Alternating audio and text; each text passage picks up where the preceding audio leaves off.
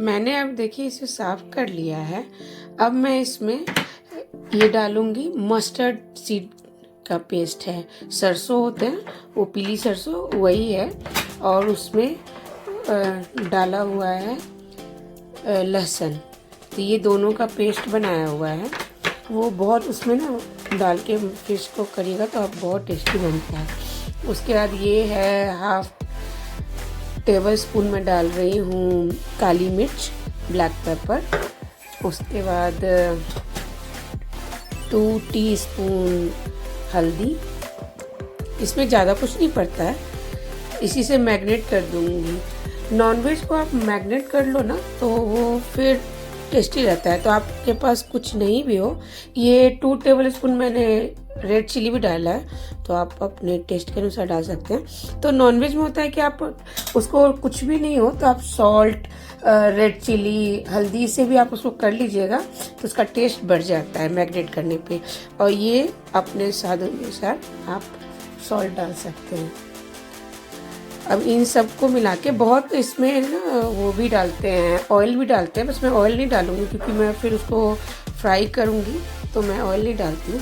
अब इसे मैं सब तरफ से तो इसे लगा दूंगी और मैरिनेट कर दूंगी। तो ये लगभग 2.5 kg फिश है। तो आप बोलेंगे कि ये आप लोग इतना क्यों खरीद लिया है? तो मेन है कि आप मछली छोटा लीजिएगा ना 2 kg का, तो उसमें कांटे बहुत होते हैं तो फिर खाने में भी नहीं बनता है।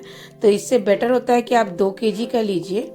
तो 2 kg से बड़ा लीजिएगा तो वो आपको कांटे ठीक रहते हैं, तो उसके बाद वो खाने में भी अच्छा रहता है। नहीं तो कांटे छोटे छोटे होंगे तो फिर जिन्हें नहीं आता है खाने उन्हें और भी दिक्कत होगा।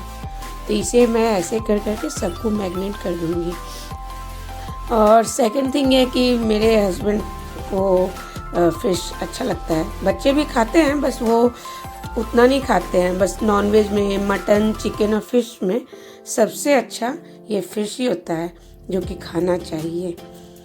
तो अब मैं इसे अच्छे से मैरिनेट करके और उसे फिर रख दूँगी, और जब जिसको खाना होगा उस समय मैं इसे फ्राई करके और दूँगी सबको।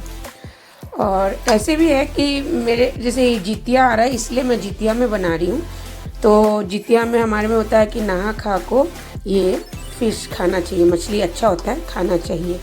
तो और मेरे हस्बैंड को है कि उन्हें पता चल जाएगा ना कि क्या मतलब नॉनवेज में क्या खाना चाहिए तो वो ज़रूर ले आएंगे। तो बीच में मेरे को ना होमोग्लोबिन की कमी हो गई थी, मतलब कि हमारे पास खून की कमी हो गई थी।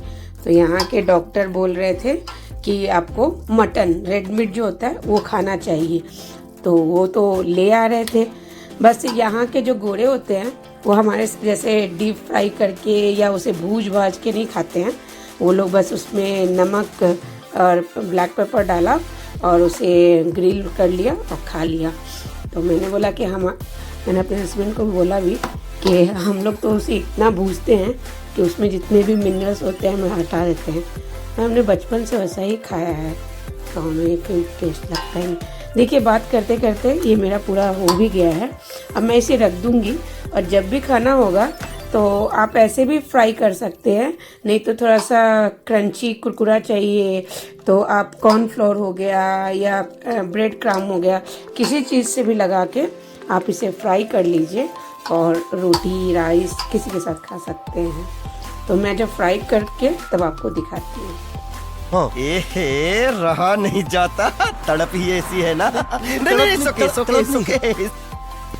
मैं इसे मस्टर्ड ऑयल, सरसों तेल में सैलो फ्राई कर रही हूँ। आप इसे डीप फ्राई भी कर सकते हैं, बस सैलो फ्राई से भी बहुत टेस्टी लगता है।